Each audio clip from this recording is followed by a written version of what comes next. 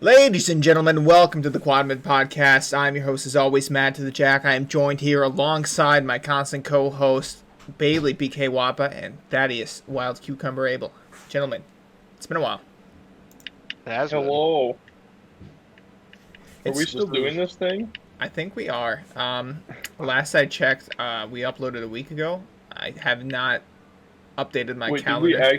Did we actually upload a week ago? The fact that you have to ask that question is a little offensive. No. Yes. But we did make plans for a new video. We did. Did you buy the new game? This is that video, by the way. Well, no, it's not. There's another. Oh, the other one. We're going hunting, dude. Yeah, I remember. That's right. But Scott, you have to pick that game up too. We can hunt for Sasquatch later, but tonight we are hunting for the best spoilers! champion in League of Legends. That's right, ladies and gentlemen. Today we are discussing our heroes and zeros when it comes to League of Legends champions. From the best to the worst, we are laying out what QuadMid or Feed feels like are the top tier when it comes to League of Legends champions.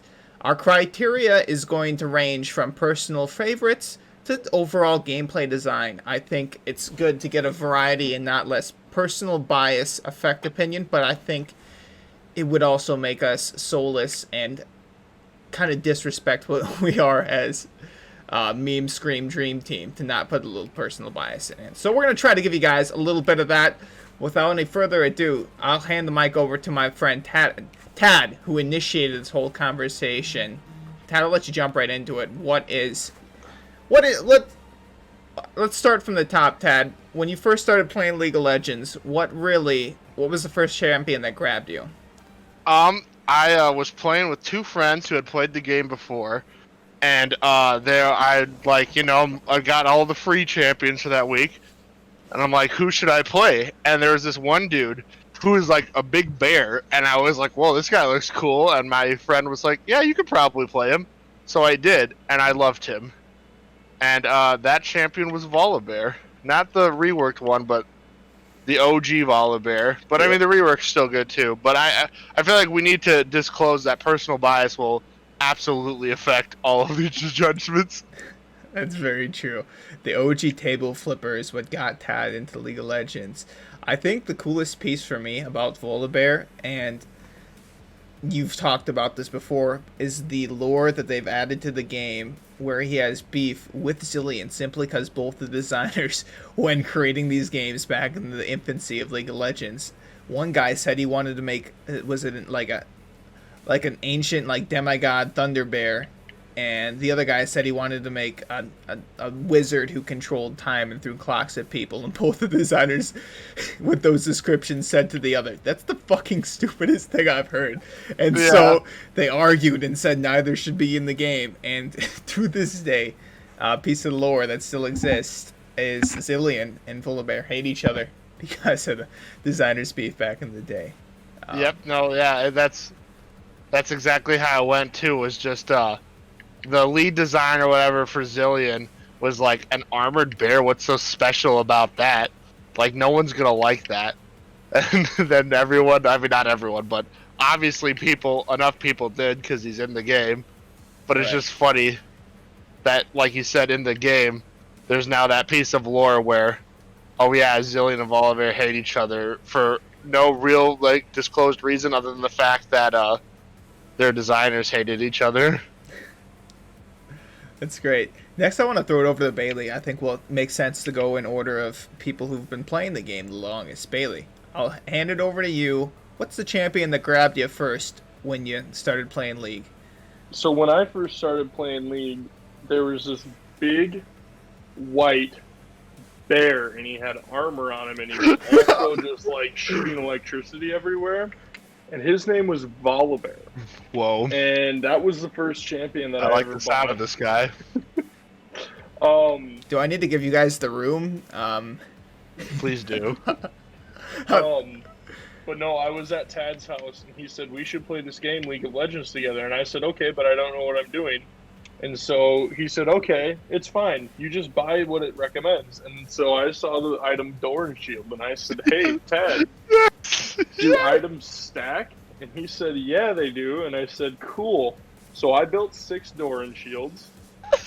And I can't even remember what position I was playing volley in, but I was just running around with 6 Doran shields, and somebody immediately pointed out that the volley bear had 6 Doran shields. Dumbass has 6 Doran shields. That was a well-protected bear, let me tell you. And Tad started yelling at me, and I said, I Okay, said, and yelling? I quote, you said items stack. Well, it was yelling. And then I said, well, you didn't tell me what to build. And he said, it told you to build recommended. And I said, that was the first thing it said to recommend. So, yeah, Volibear was my first champion as well. But really, I played like 1 or 2 games of Volibear, and then I played a lot of Malphite. Malphite, you were a rock solid. I was rock solid from the get-go, dude. Rock solid R-pressor. I gotcha. So, Tad, you were initially, after Volibear, you kind of got into Warwick. Yep, because I was saving up for a champion. Volibear was 6,300, and I was like, wow, that's a lot of IP. Oh, sorry, it's Blue Essence now, but you know what I mean. And so then I got about halfway there, and I was like, I am sick and tired of playing free-to-play champions. I want a new champion to play. So I saw Warwick, and I was like, hey, Volibear is a bear, Warwick is a wolf. These guys must be pretty similar in playstyle. And they weren't. Like, at all. And it was that moment where I realized that, like, this game was a lot more crazy, I guess, than I thought it was going to be. Right. And with that, I think I'll lead into me. So I'll start with the very first game. I remember vividly. I had been pressured for years to download it, but as a strict Call of Duty only player, I was not to be swayed by that nerd game that looks like World of Warcraft. Finally, enough boredom set in, enough bad Call of Duties came out that I decided to give League of Legends a chance. My first game, I remember it distinctly, was with Garen. I was like, this is a dude who looks like a linebacker with the shoulder pads and a giant explicit with the handle of a sword, running down lane. I can remember thinking Tad said, "Wow, this is a champion that's good for beginners and like can still be effective." So I figured, okay, I'll pick it up. The first thing I remember getting in game was I'd start fighting the guy, and I figured out what I was doing pretty quickly. But as he got low, he ran back the tower. Not wanting to let the dude get away, I chased after him, immediately died to the tower. My immediate reaction was, what the hell is that red thing shooting me? Tad's like, oh, that's the tower. I was like, what, I mean, what does it do? He's like, oh, you have one too. If you go under it, the enemy tower, it shoots you. And I was like, well, why doesn't this guy come out and fight you? Well, if he's low health. And Tad's like, well, if he's low health, he's probably not going to leave his tower because he doesn't want to die. He's like, he's a fucking pussy. And that playstyle has kind of spread itself and kind of built into the way I play League of Legends today. Balls to the walls, all gas, no brakes. Surprisingly, but Garen really wasn't the first favorite champion I had. It was actually Varus, which kind of transitions well from Call of Duty because I was a montage maker, quickscoper, and who better than Chris Kyle, the long shot Varus. I remember I was playing a game with Dan, highly mobile crab, forwards, no vision. He's appeared on this channel under many names. We know him as Dan, the blind man. We were playing a game with Varus, and I think it was a Teemo and a Lux or something, but I lined up, I shot the Q, I got a double kill, and I just screamed, collateral! At the top of my lungs, and I was like, alright, this game's for me. But that's where my champions, as far as favoritism started. As you can see by the background, that's kind of shifted. As I was playing the game, I branched into more ADCs, and started with that role. Shortly after taking the game more seriously, I realized relying on a support was not the way to play, and I moved to the top lane. At that point, it was about Season 5. I was a big fan of Garen, and I knew that Darius rework, along with the Juggernaut, were work was coming, and that's kind of what sparked my love for what now is my favorite champion, the Debonair of Dunk, the Hand of Noxus, the best champion in the goddamn game. It's Darius, baby. Best champions, maybe a bit of a stretch, but he sure is banned a lot. He definitely is. He sure is banned a lot. I will say, kind of transition to the second part of the discussion. Looking at Darius, and we can kind of go down the line with the other champions, but looking at Darius, I think it's interesting how he came out and the design principles that like Riot has followed as they make new champions, and even with some of the older champions, like they'll come out with different principles.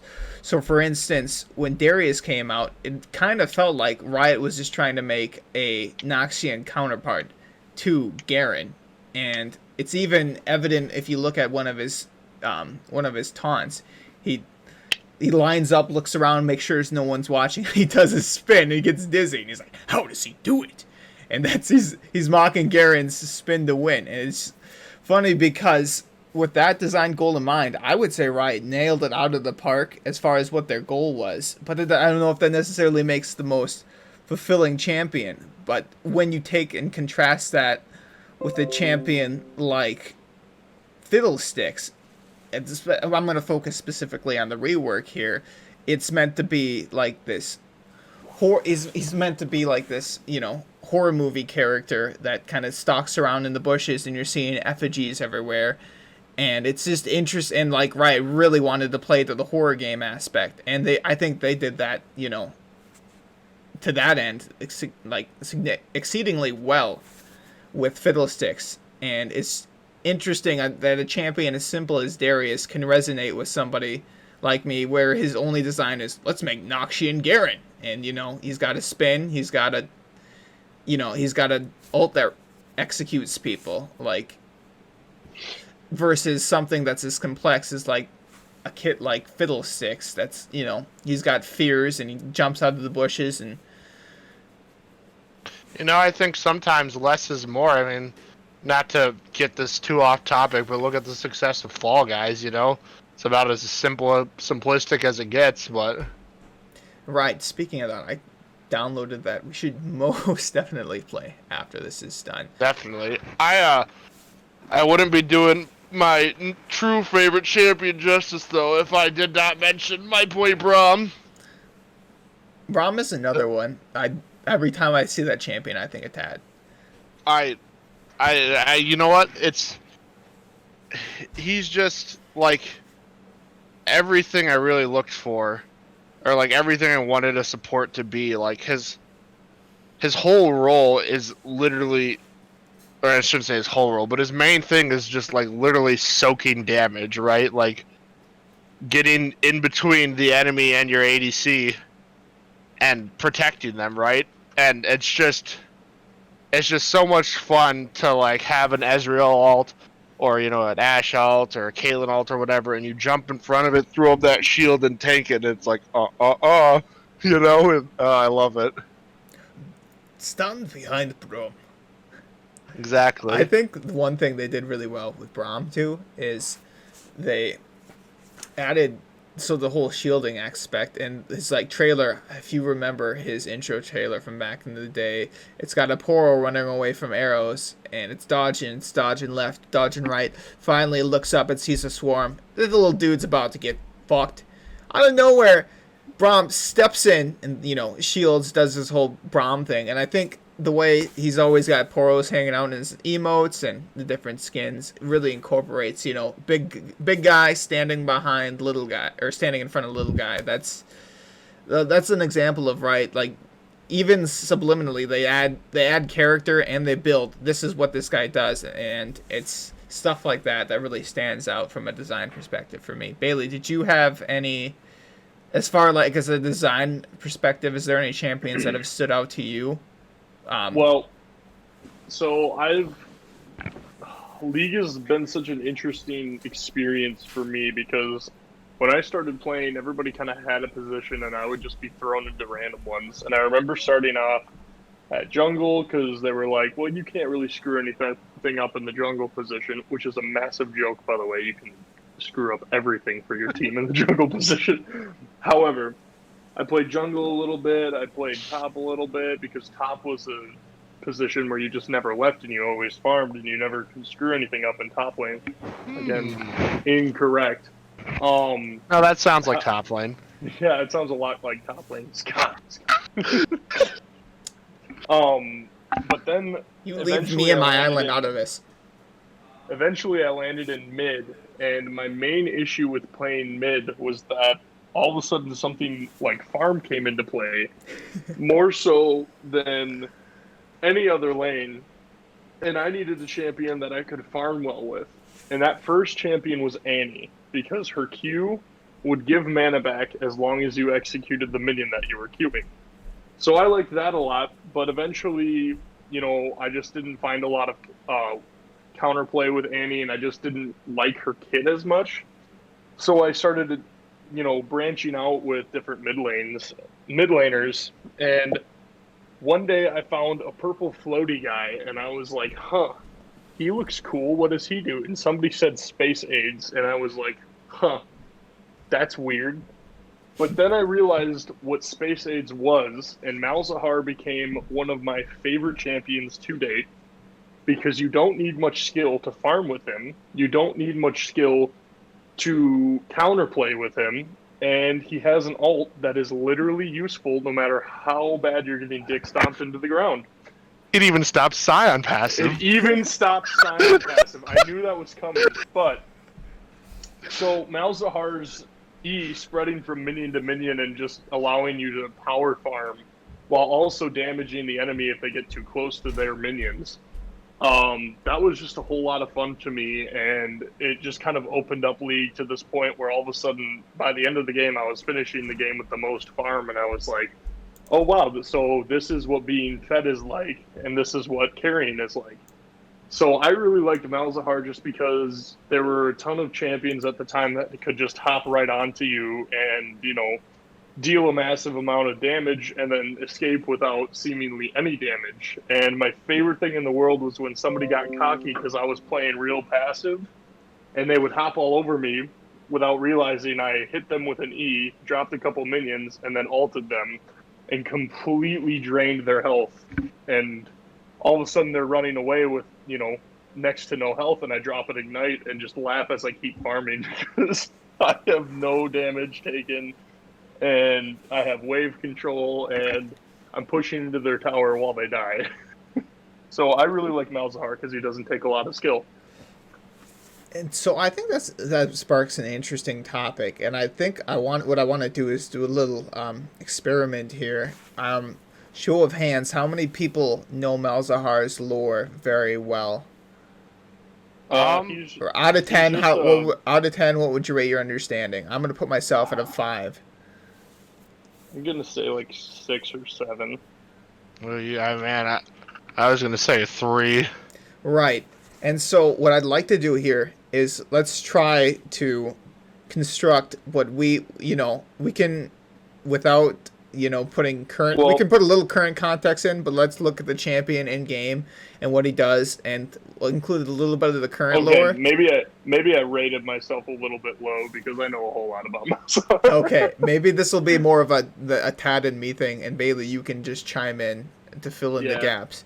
But Tad, what I'd like to do is let's build Malzahar's background, into the League of Legends universe as it exists, based on what Bailey's detailed with his kit. So the first thing that Bailey mentioned when talking about this champion was space aids, and I think, it is a meme, but the idea of spreading and throwing out an ability that jumps from minion to champion, the minion to back again, is kind of interesting. So to me, that says something. He's a void character, right? You can assume that because of they've got that association. So to me, that's something in his lore. He should be somebody that spreads the void, and maybe that's like his whole mission, right? Is to. I know, and see, I know maybe I rated myself too low. If I can just bullet point, I know Malzahar is the prophet or the speaker of the void or something, but like you said, his whole thing is spreading the void wherever.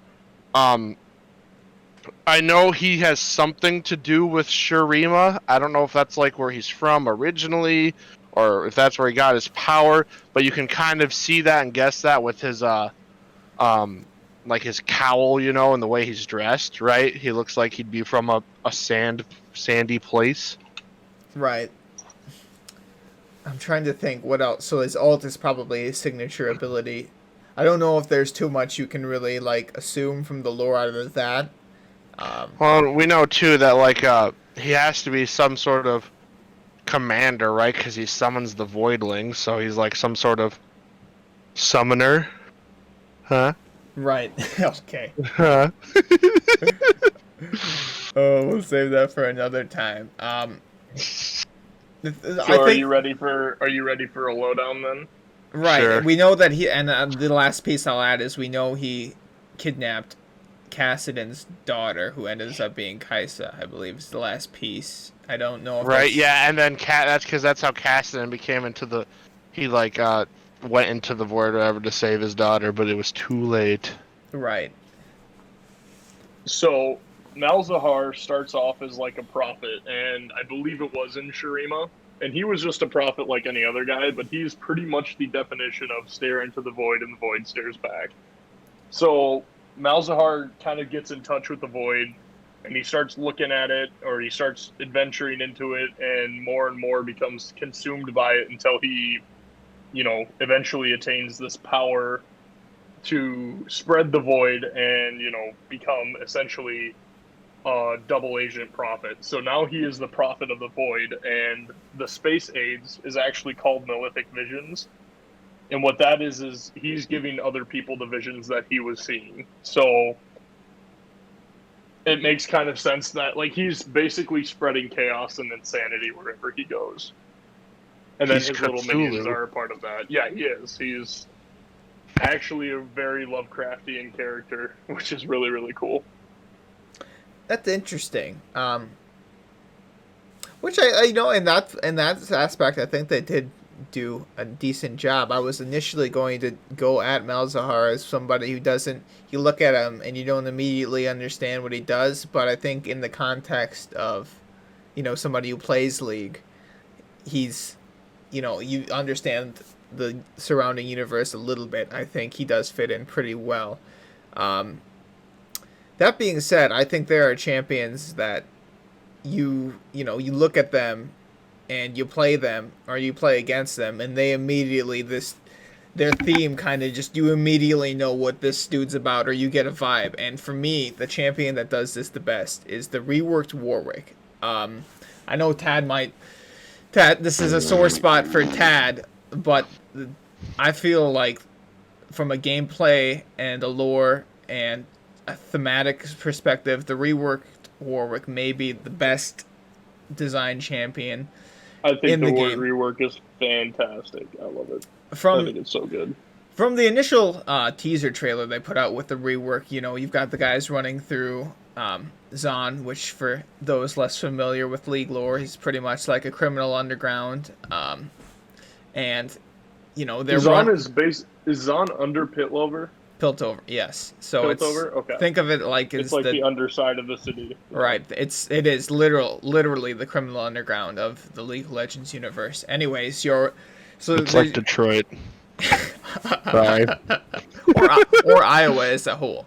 But yeah, there you go.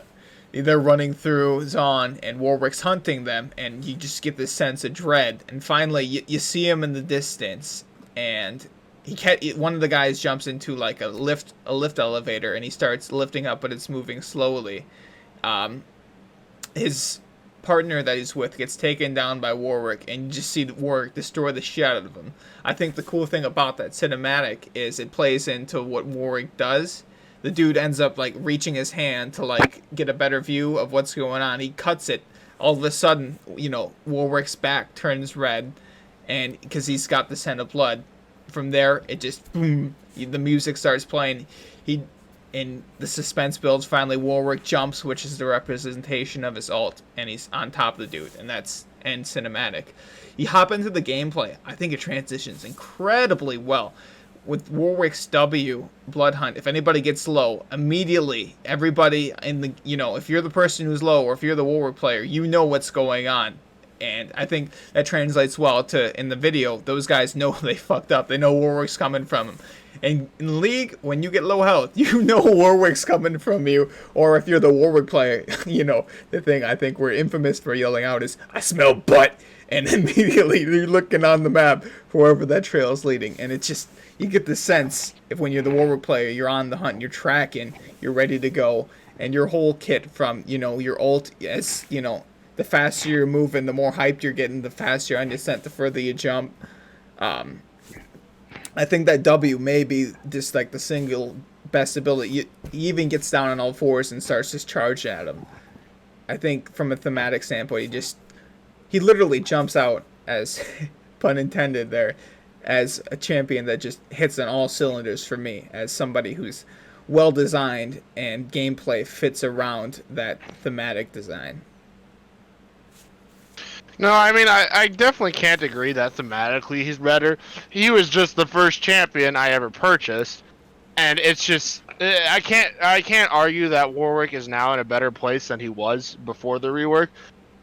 But the thing that just stinks is that old Warwick I'll never get to play again, right? It's not like, oh, he's a bad pick. It's like that champion doesn't exist anymore.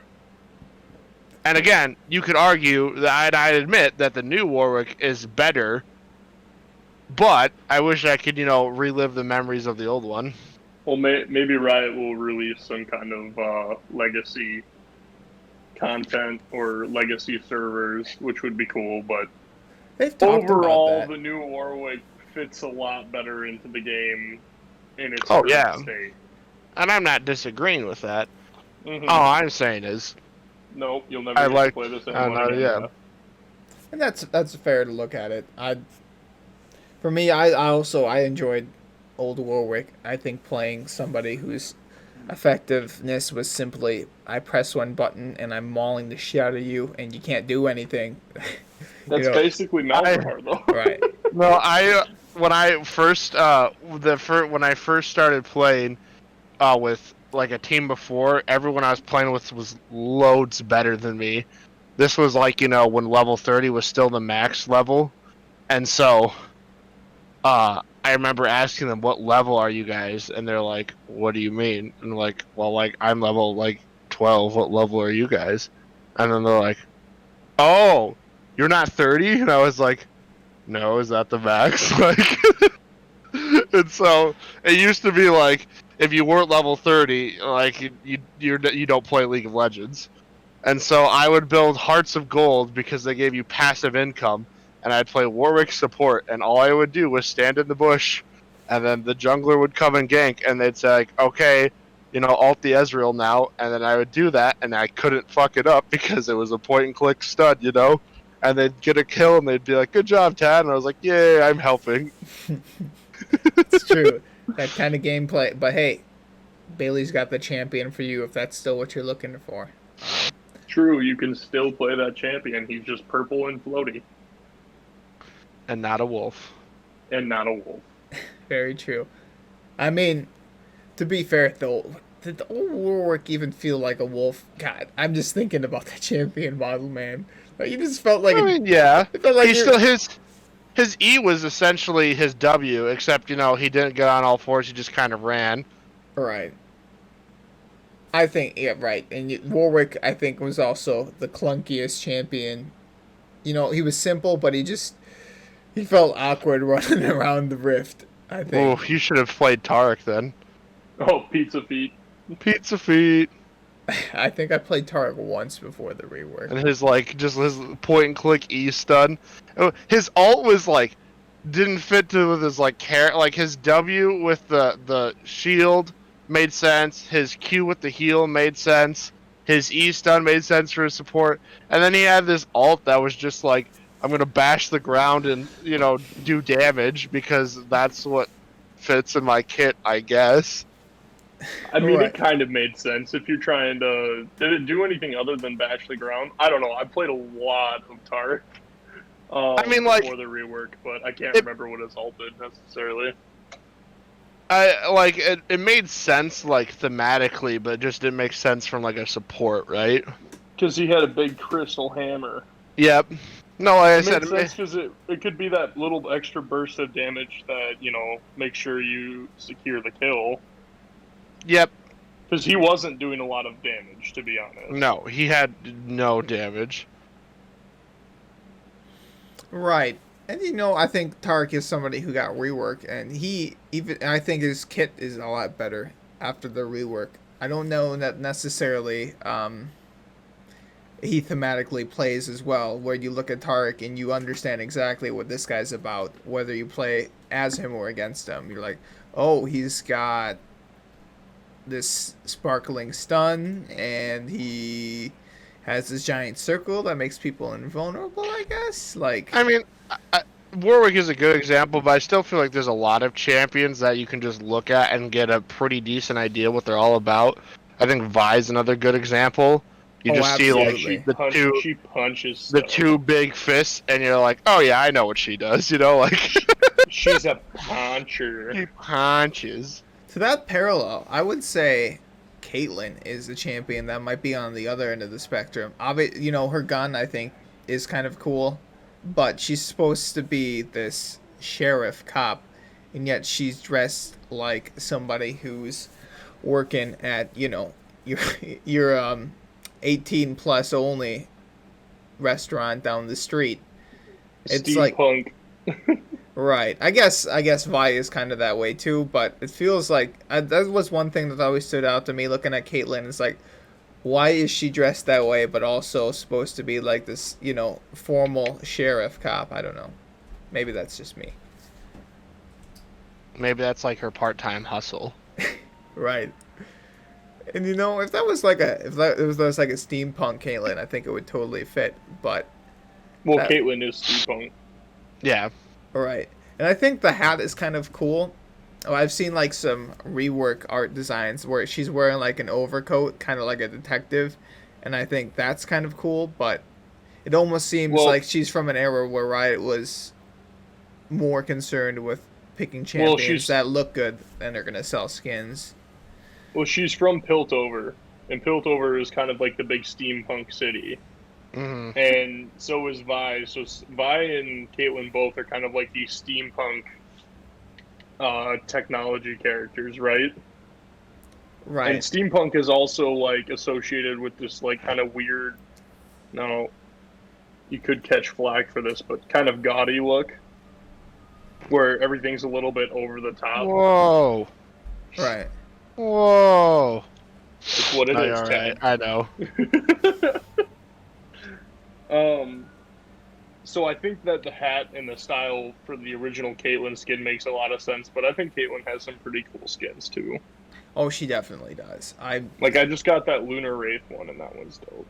I think the hat and the gun are cool. I still don't understand why she's wearing a skirt, that goes to middle of her thighs, and that's supposed to make her, somehow this it should only cover half of her ass. Exactly, man. We need more skin. Yes. That way my ADC will be distracted when they're going for CS by the champion they're playing. Truthfully, I'm just glad that characters like Gragas exist so that, I can be immersed when I play League of Legends, Dude, my favorite thing about Gragas put me in the game. BDSM skin, dude. Can we talk about Gragas, how fucking clunky he looks, but also like playing as Gragas. He's literally just a drunk fat bastard. Exactly. That's what he is, and he fucking plays to it so goddamn well. Like, his whole kit is literally, I'm going to throw a large barrel of wine at you. I'm going to chug this entire barrel of wine at you. And I'm going to belly charge you with a belly full of a barrel of wine at you. And it's funny because he's champion models old and outdated, and he kind of looks derpy and goofy, but that's exactly what he's supposed to be, and that's funny that something as old and clunky as looking as Gragas' model still works with that design. A huge fat man addicted to wine in a scuba skin tight suit is just a BDSM dream. Let's be completely honest. That is my favorite skin. I may have to take this episode at NFSW if we're not Oh, you careful. may have to. Yeah, there's children here, man. BDSM stands for Big Daddy Silly Man. That's not. I don't think that's much better. No, it's Big Daddy Silly Man. All right. That's, Daddy drinks a lot of wine. Jamie, can we get a fact check on that? Anyway, Why don't we have a Jamie? Matt could have been our Jamie, but he joined in the middle of the recording. Mm-hmm. Or Dylan could Oh, have have we been, but, addressed he what- didn't answer the phone. Have we addressed where I'm at so that the sound quality is good? I think we did before the recording. I don't know if we've dropped that piece of news quite yet. Big news, everyone. I'm sitting on the toilet at my parents' house because this is the best acoustics for my phone. Woo! Ladies and gentlemen, if you don't have somebody that Professional. commits to your podcast that level, I'm afraid you're not going to make it in this business. Let me tell you, No. Bailey Coppin puts out for his city, puts out for his boys. The man Number is just, one on the cast, number one in your hearts. he is all over Well, the place. I do what I can. I do what I can. I think to transition to maybe a more negative note here, since I think we've been mostly positive, is a champion for me that I feel has failed in a lot of the design aspects, both in the original release and the rework even, is Aatrox. Looking at... That's a low blow, man. That's an easy pickings. It is, but I think he, originally I think his kit was kind of cool. He was this duelist who was built around training health, right? And before he was supposed to be this Darkin who kind of sustained forever off of battle, and the biggest thing to me that stands out about Aatrox is he would go from battle to battle, inspiring, the losing side and turning the tables to create chaos. That's his old lore. I'm not completely sure what the new one is. I know he's still a Darkin, but one of the biggest examples is Tryndamere had died in the battle and that he was supposed to lose. He was against a far superior force, and then Aatrox is like, actually, you're still going, and he, that Tryndamere ult exists because of Aatrox. At least that's the way it played out in the previous lore. And so from that aspect, you're like, oh, cool. So it's this, this agent of chaos who runs around like inspiring losing fights, and he causes armies to charge in the battle when they would otherwise get wiped out. They win. And so, this guy must be like, some type of support, or he's got an ult like Sivir.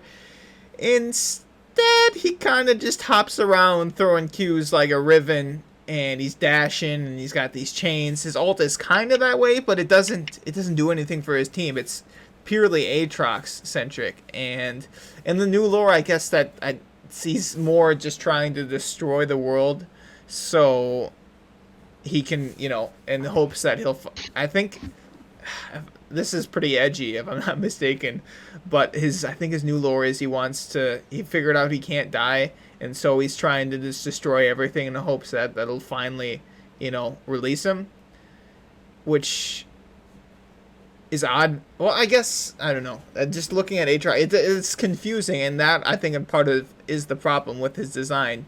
They've got, even reading the story, you're like, oh, there's directions to go, and it just goes... It goes a direction, and I don't know. Nobody knows where that direction is.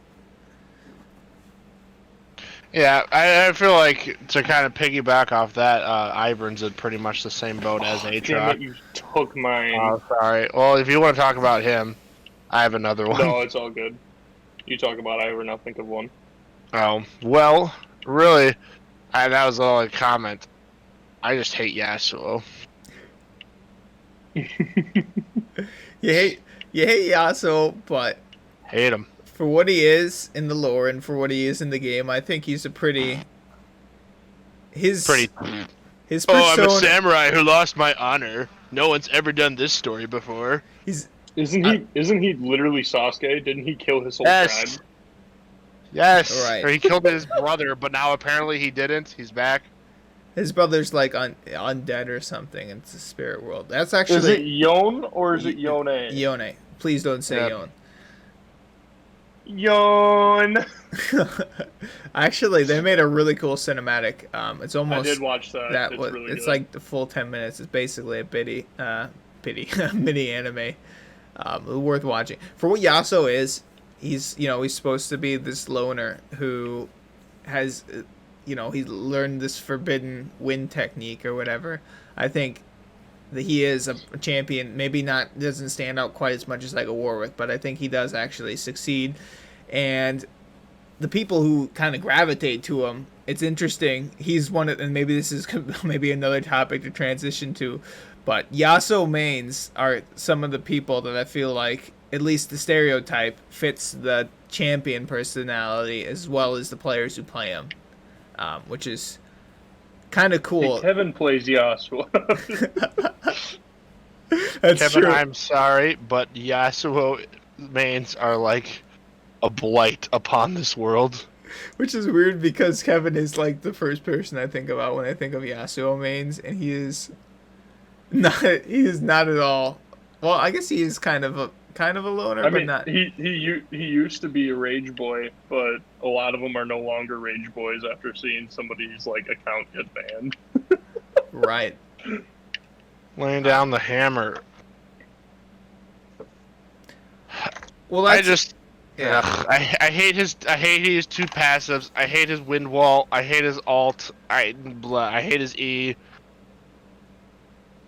Boo. Oh, well, gameplay for sure. He's definitely overtuned. I think he should not get. Really, I think he just shouldn't get two passives, and then he'd be okay. Either give him the crit chance or give him the passive shield. Don't give him both. But Yeah, the shield's a little BS. I'll Yeah, circle. he's supposed to be an assassin, like, high risk, high reward. But then he gets, a shield to make him tankier. And if you build him tanky at all, he just becomes this. Yeah, and then crazy you healing just god, you need what, 2 crit items, and then you have 100% crit chance, and so you can deal damage, and then you can build the rest tank. I'll circle back to that Ivern point, though. It's interesting to hear you both agree that you don't feel like Ivern plays, and I guess maybe that's. I'm maybe thinking about, more like his theme in the way he's a friend of the forest and hops around freeing the jungle camps. I think his theme makes sense. Like, I think his kit makes sense to his theme. I just think his theme doesn't belong in League. Like, Yeah, no, exactly. Like, if you're looking at it purely like a storytelling perspective, his story's cool. But this is we're still playing a video game, and he doesn't do anything in that game. I mean, no, he doesn't do anything. Let's be honest. Like, I've seen Iverns that come and do a really good job of just being really annoying in my jungle, but that's when I don't really have a team to back me up. And that's not me yelling about like nobody knows how to play a team game. I'm saying like I'm Yasuo, man. Yeah. I'm saying I'm not in comms with my teammates, so I can't coordinate an attack or a group attack on an Ivern. When it's the 5 of us playing a game and we find an Ivern trying to, counter trying to invade, that Ivern's taken care of no problem. But if you get a good Ivern who has a team that can back him up, he can walk all over and, do stuff. But I just don't think his kit of just setting a dot on a camp and then walking back and getting that camp for free makes a lot of sense. Right. And I think you guys are winning me over here a little bit, but I think when Ivern was announced, I have an internal list, so there's no way to fact check. You guys just have to take me for my word, or curse at me behind my back and call me say I'm full of shit. But I have a list of either champion themes or abilities or just gameplay mechanics that I'd like to see in new champions. So, for instance, a slingshot off walls. Camille is something I had thought about, and then Riot made it. Ivern, friend of the, somebody who has a gameplay mechanic playing around jungle champions. To me, I thought it would be cool if he could go to the enemy blue buff and say, "All right, buddy, we're going in this together," and all of a sudden you've got blue buff on your team, which he kind of does with his ult, but I thought it would be a lot cooler if he literally just teams up with Gromp, and suddenly he gets the XP for Gromp, and then Gromp's charging in. That'd be OP. If you got Gromp on your team, I mean, The dude's Yeah, dude. literally ascended from another world. Are you trying to break League of Legends, dude? Dude, let me say, Riot Games does a perfect job of that on their own. They do not need our help with that. But, no, it was just, I actually will, I'm a little bit more on the fence because I think Friend of the Forest is not as cool as somebody who like runs around, and I think it would be awesome if he could like send jungle camps on people. It is kind of weird how he's this champion who's supposed to be freeing the jungle camps, but he suddenly decides, okay, dragon, fuck that guy, I'm gonna attack that guy, you know. Yep. That was kind of another point that I was thinking about the other night when I saw an Ivern in game, and I was like, this is stupid. Right. well, like, and that's, I mean, all we've done is mention his passive, and I guess Scott is alt to some degree, but like, his W is a neat idea on paper, but just doesn't do anything I've for your seen team. it work against him more than it's worked for him. Yeah, and then like his E, the bubble, again, not a terrible ability, but it doesn't do enough. And his Q is again a good idea, like, you know, a Friend of the Forest. He's got the literal roots. He sends in the, and then it pulls you to him, which is cool. It's different, but like it's not good enough. A lot of times, It'll bring end up yourself getting somebody closer. killed. Yeah, in like range for a Darius W. Exactly. You see the root, so you click on them to auto attack, and oh nope, now you're too far in because the Ivern pulled you in closer with his Q, and now you're fucked because you're out of position. Right. Anything that can forcefully put you out of the position is just a little bit goofy. Yeah. Let me ask, how do you guys feel about Kindred? And let's maybe like dissect her. She's been somebody she's got quite a few Reddit posts on her, as far as complaints, but from a gameplay, theme, and overall design perspective, where do you feel she hits on some of those points? I actually don't have a massive problem with Kindred. I think she's kind of cool. I really like the idea of her is neat, but like, right. I think. I'll let you continue, but her idea of her was, she's got that two-pronged champion with Wolf and Kindred, and they're supposed to work in tandem. And in reality, it doesn't really feel like that. Is that It's just Kindred. Exactly. It's just Kindred. Yeah, Wolf is one ability that you put down on the ground, and then he bites stuff. Which is very wolf-like, to be fair, but right. And I think the lore and like theme behind Kindred is super cool. It's you've got this choice where if you want an easy death, you can, face Kindred and she'll give you quick and painless. If you run, Wolf's gonna chase you down, and he's gonna make it painful for you. And I think thematically that's cool, but we don't see any of that in the game. No. I'm just saying that. I could easily think of, here's an ability, you throw out Wolf, and the further, like, it's got a range, and the further you go, the more damage it does, but the closer you are to Kindred, maybe it does less damage. Like, something like that. That immediately hits the theme. Something like Twin Shadows. Right. Where somebody's in your jungle and you can have Wolf seek them out real quick and then you can follow up as Kindred. That would be really cool.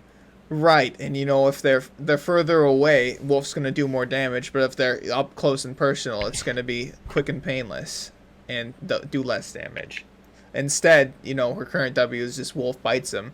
I think her ult's kind of cool, to that effect, but like her Q, okay, it's I hop around and I this kite things, that doesn't really feel like it builds to the theme at all. And her E just helps her hop more. Her E is a W, Vayne W that you have to activate. Right. I don't know that. Yeah, there's a lot they could do with her, but she's It'd honestly be neat if like they'd never. I don't think it'd ever do it, but if they did like a Cho'Gall kind of thing from Heroes of the Storm with Wolf and Lamb, where like one person could play as Wolf and have their own like abilities, but they'd have to stay like by Lamb or in the proximity of Lamb. But then that completely ruins all of their lane. She would have to be a bot lane character. Yeah, Right. see, that's what I don't like I was about thinking- the lane and I was- league. Well, and I was thinking about the Cho'Gall thing earlier today, actually, and I just really don't think that works in League, just because of how important laning phase is. Whereas, like in Heroes of the Storm, you're almost encouraged more to roam. Right. And I think from maybe this is one thing I should have touched on in previous discussions, but like from a visual standpoint and a lore standpoint, I think Kindred, like, it's fine. You don't need to change the way they look, but from a gameplay perspective, it doesn't hit at all for me. No, yeah, I'd agree. No, yeah, I have no problem. Like, I think she looks fine visually. I think she, her like lore, or the the lore part of it is all fine. No complaints there. But it is the same thing with Iron. Like, the lore and stuff is cool, but like, give me a reason to play him. Right. Yeah, no, Ivern's kit is rough. It almost feels like, and really in both of their cases, it almost feels like you kind of need to scrap everything and start over. Mm-hmm.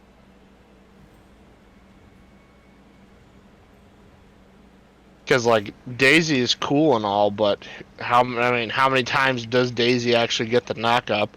And then if she does get the knock up, how many times is it actually like impactful? Yeah, yep. Right.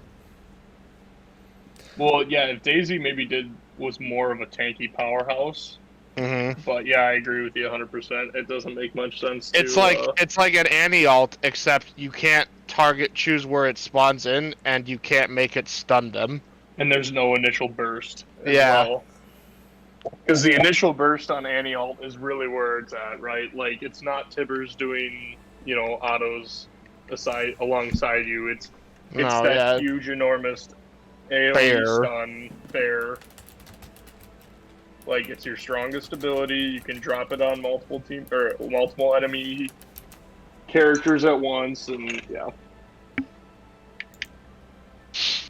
No, definitely.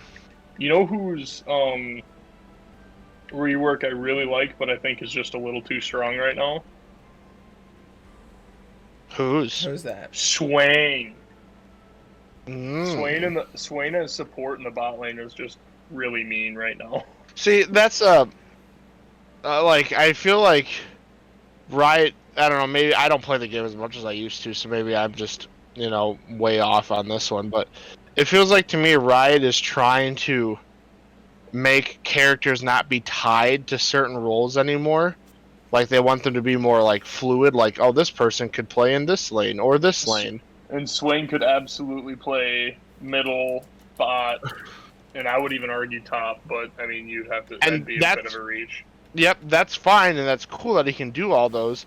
But then, like, at the same time, the core gameplay is so integrally tied to like the laning phase that it doesn't let you have like fun, more experimental champions like you do in HOTS. This isn't supposed to be just me gloating about Heroes of the Storm, bud. I feel like every podcast is you comparing League to HOTS.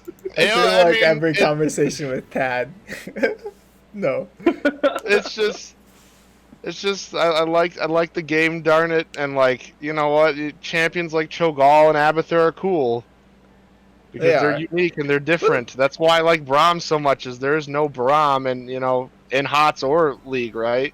League is but League is a different game. Yes, to that end, and I think I was just looking up some of the statistics for the most popular champions, because I think, and what I'll probably title this podcast is designing the perfect League champion. Looking at the list of popularity, I'm gonna just from the top of your cup. What do you guys? Would you guys say is the most popular champion in League of Legends this patch? What's the most picked or banned here? Whatever. I mean, I don't know what the meta is, but it's got to be whatever is good in the meta. I don't feel like the most popular champion has anything to do with lore or thematics. It's just what's ever good. Right, Bailey? I would say that... God, I don't even know, to be honest. You see a lot of Yasuo, you see a lot of Yone. but not necessarily in ranked play, I guess. Yasuo is top 10, even though It's Lilia. his the the most popular champion in League is Caitlyn, actually. And Oh. it's funny because she's someone I had harped on, but she's also the strongest AD carry in the game right now. Oh, she is ridiculous. And she has so much range. She can Plus, just poke you for days. remember, like you talked about her skirt and stuff, right? Like, Yeah. Oh, that's right. Riot, nerf her skirt, dude. So you can from like an artistic and design standpoint, you can talk about lore and design and thematics all you want. At the end of the day, people are going to play what's strong. And whatever, there's certain kits. Thresh is the number 8 the number 8 highest champion. And that was one I was going to talk about, but I actually just didn't. His win rate is 48.5%, but his kit is so versatile. Lulu's got to be up there, right? Even what, right? Lulu, I don't see. Oh, she's number 10. Oh, okay.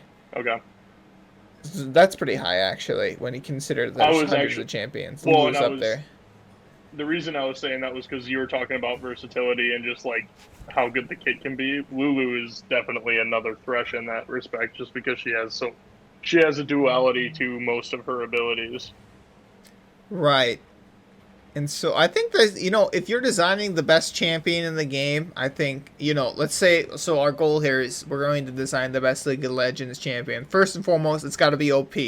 That is the number one factor when it comes to League of Legends, which is probably a differentiating factor from Heroes of Storm.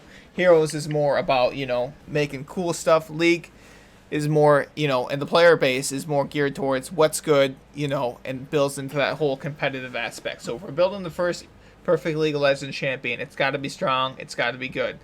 Second thing, she's got to have huge tits. Huge tits. Really, it's all about selling skins to giant bazonga guns. I can't do it.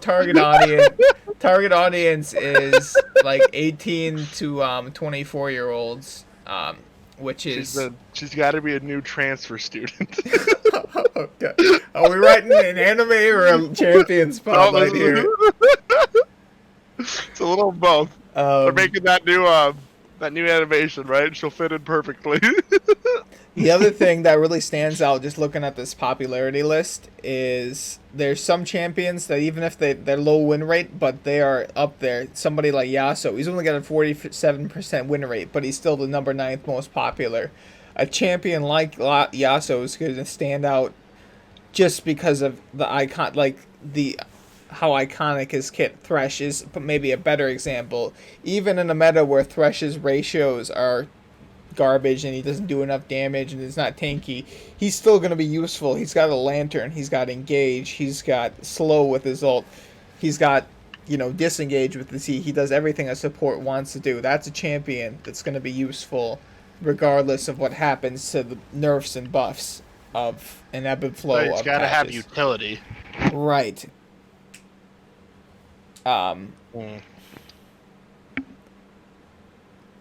So I think the conclusion after this whole conversation about lore and themes and how you feel when playing, and it is big tits and big LP gains is the key to making a good League of Legends champion.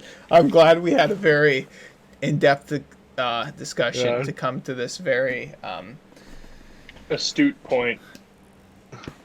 Well said. We put a lot of thought into this. Luckily, too, we have a real diverse group here to really, think about all the ins and outs of every League character.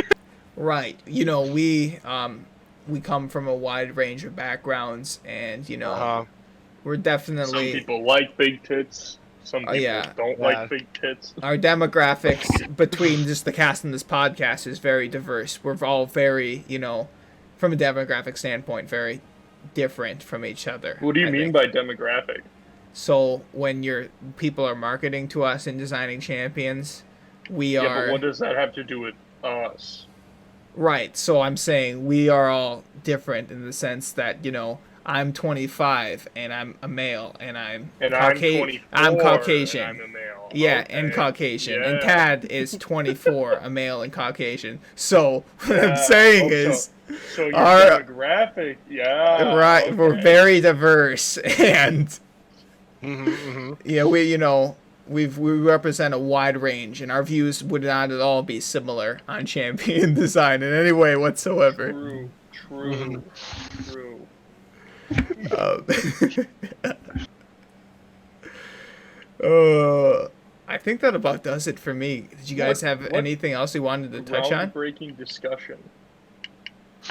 Riot.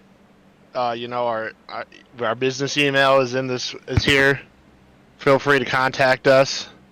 Hire us. Yeah, we can work from home. Right. With COVID, we need we need remote availability, but I'm sure you can make it work.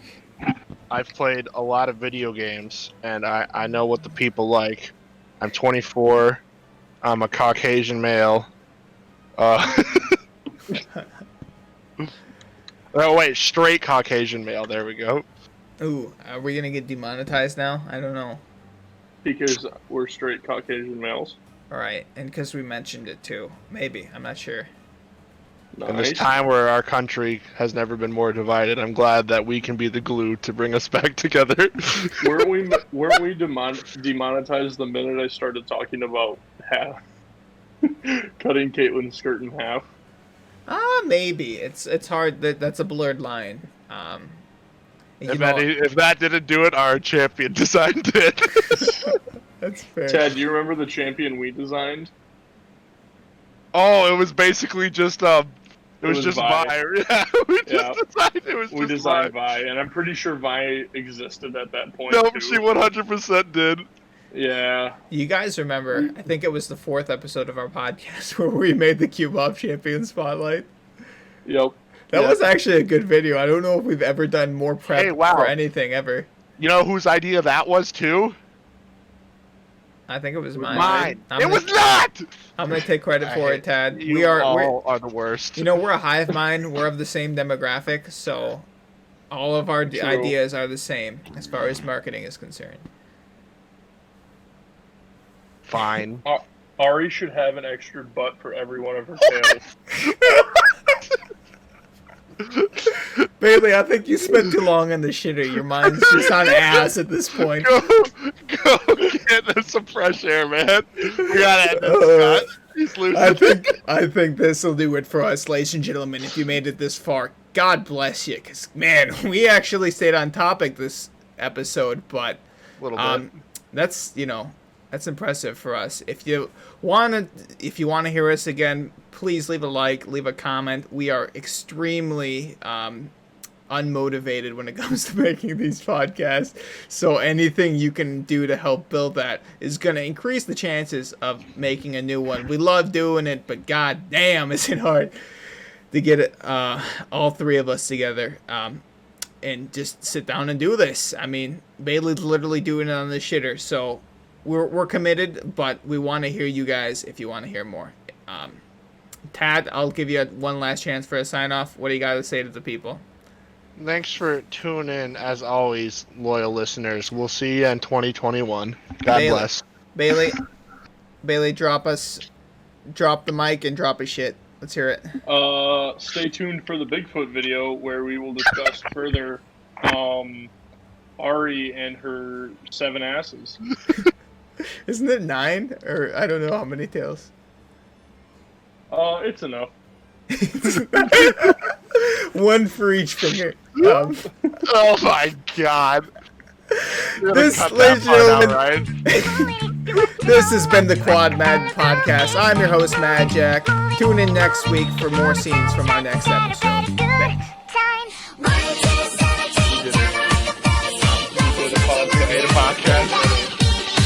We didn't even say